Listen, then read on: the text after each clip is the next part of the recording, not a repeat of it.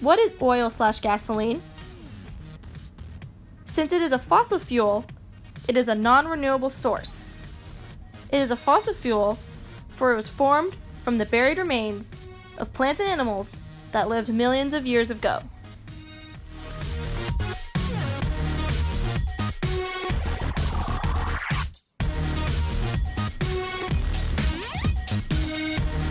The history of oil began on August 28, 1859, where George Bissell and Edwin L. Drake made the first successful use of a drilling rig on a well drilled especially to produce oil. The discovery of the Spindletop geyser in 1901 drove huge growth in the oil industry. Oil becomes the dominant fuel of the 20th century.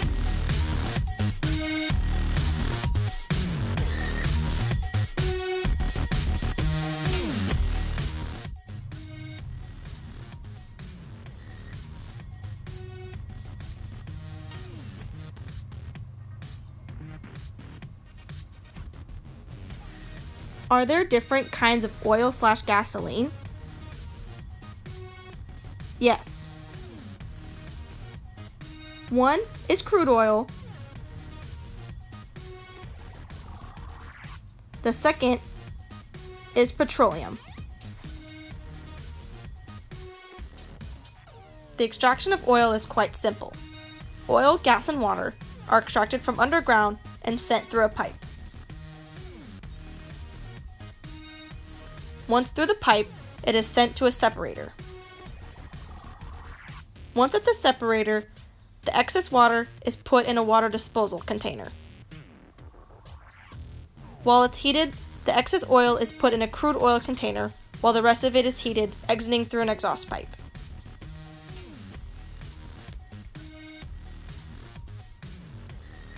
The gas is then sent through a gas processing machine that is sent through more pipes, sent through fuel cells that are sent through towers, creating electricity we use today.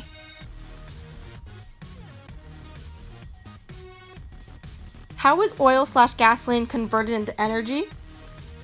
There are 3 common techniques used to convert oil/gasoline to energy.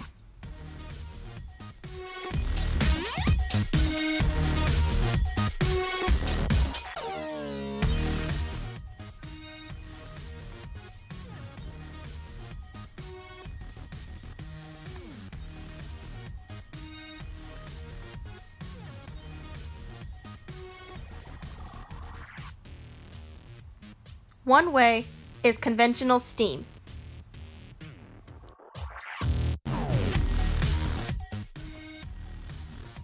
Conventional steam is when oil is burned to heat water to create steam to generate electricity. The air and the fuel are sent through a boiler. From there, they are sent through a live steam into a steam turbine. From the steam turbine, it either goes to a processed steam and/or district heat called the back pressure steam, or to a generator that produces electricity.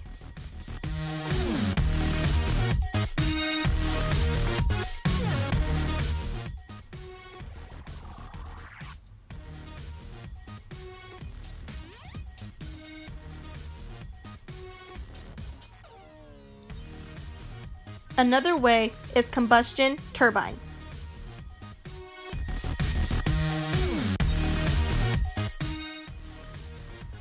Combustion turbine is when oil is burned under pressure to produce hot exhaust gases, which spin a turbine to generate electricity. This process is when oil stored in the natural gas line are sent through combustion chambers. At this combustion chamber, air intake and compressor push the oil and natural gas through a turbine. From there is some exhaust, but the rest is sent through a generator, sent through a transformer. From there creates electricity.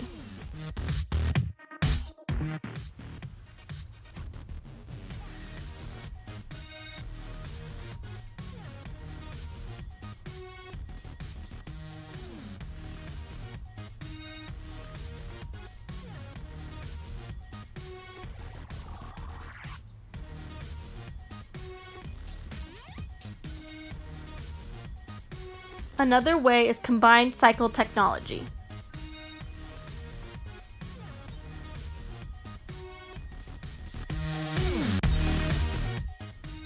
A combined cycle technology is when oil is first combusted in a combustion turbine, using the heated exhaust gases to generate electricity. After these exhaust gases are recovered, they heat water in a boiler, creating steam to drive a second turbine. It starts when the electric generator pushes air through a compressor, where the natural gas meets it and spins a turbine.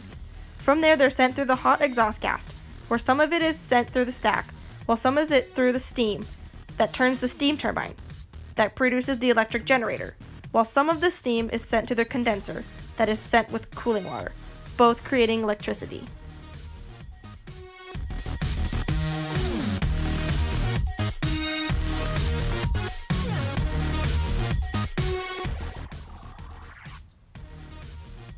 How is oil and gasoline used in the US and the world?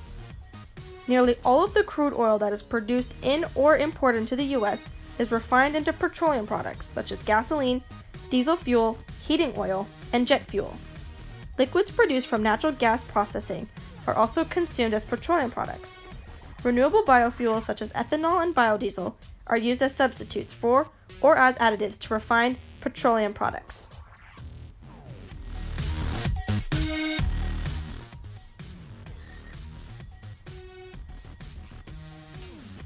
Where does America get oil? America is one of the world's largest oil producers, and close to 40% of U.S. oil needs are met at home. Most of the imports currently come from 5 countries: Canada, Saudi Arabia, Mexico, Venezuela, and Nigeria.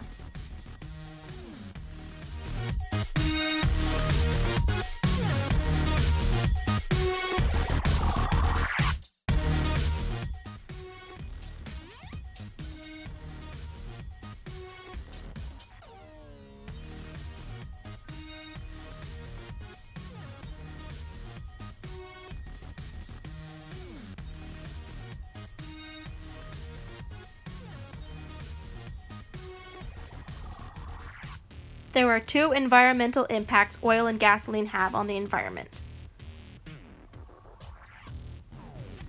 One way is through gas emissions like CO2.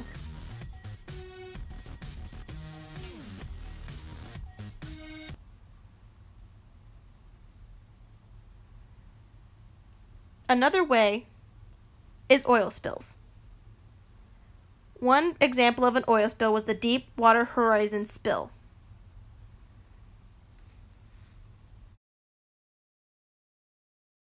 Cleanup crews spent the day trying to keep the 12-mile-long oil slick from the rig from reaching shore.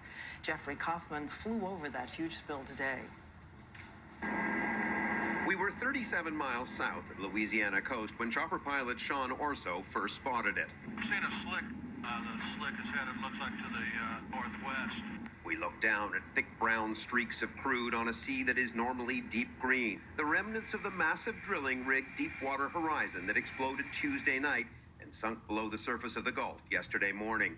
After it sank, there was a slick 5 miles long. Today, that slick is 12 miles long, covering 100 square miles. The problem? The winds are coming from the south and they're strong, about 30 miles an hour, pushing that oil north towards the coast. We saw where it's headed if it makes land. Fragile oyster fisheries and a bird sanctuary in the Mississippi Delta. This has the potential to be a major spill. We did see crews hard at work trying to clean up and contain the spill. In the distance down there, one of 7 skimmer boats.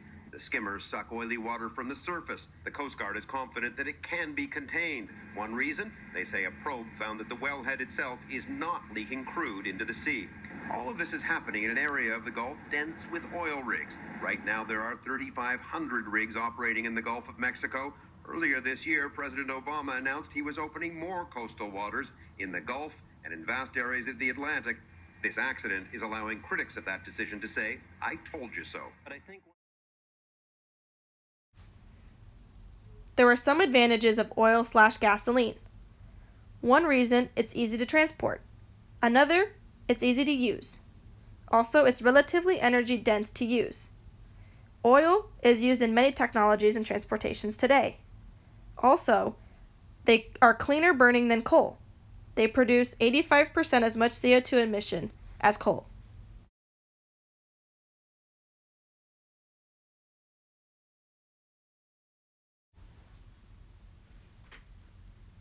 There are some disadvantages of oil gasoline. One is its air pollution releasing CO2 into the atmosphere.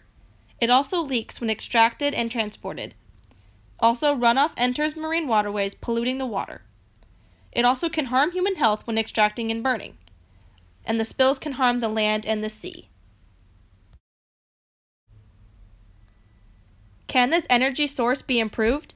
Yes. One way is better drilling that extracts more oil. Also, the cleaner burning of it will help the atmosphere. And better techniques that prevent leaks and spills will help the environment, as well as the ability to clean up the spills more efficiently.